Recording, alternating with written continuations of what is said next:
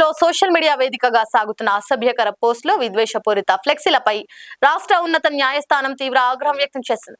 ముఖ్యమంత్రి వంటి రాజ్యాంగబద్ధమైన పదవిలో ఉన్న వ్యక్తిపై అనుచిత వ్యాఖ్యలు చేయడం అంటే 5 కోట్ల మంది ప్రజలను అవమానించడమేనని కోర్టు ఘాటుగా వ్యాఖ్యానించింది.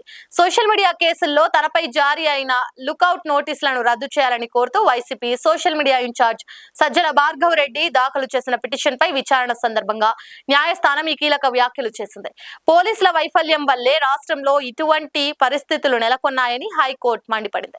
ఒకసారి అరెస్ట్ అయిన వారు కూడా బెయిల్ పై బయటకు వచ్చి మళ్లీ అవే తప్పులు చేస్తే పోస్టులు పెట్టడంపై న్యాయస్థానం విస్మయం వ్యక్తం చేసింది.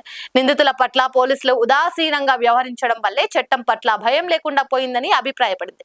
గతంలో న్యాయమూర్తులపైనే దారుణమైన పోస్టులు పెట్టినప్పుడే పోలీసులు కఠినంగా వ్యవహరించి ఉంటే పరిస్థితి ఇంతవరకు వచ్చేది కాదని న్యాయస్థానం స్పష్టం చేసింది.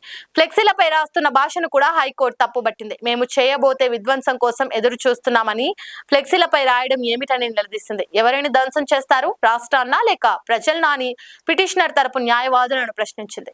ప్రజాస్వామ్యంలో ఇటువంటి విధ్వంసకర ఆలోచనలకు చోటు లేదని, బాధ్యత రహిత్యంగా వ్యవహరిస్తే పరిణామాలు తీవ్రంగా ఉంటాయని హెచ్చరించింది.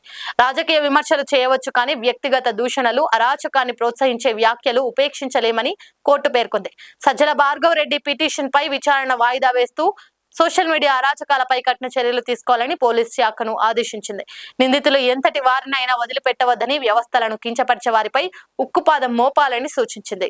లైక్ చేయండి, షేర్ చేయండి, సబ్స్క్రైబ్ చేయండి. మరిన్ని వీడియోల కోసం బెల్ సింబల్ పై క్లిక్ చేయండి.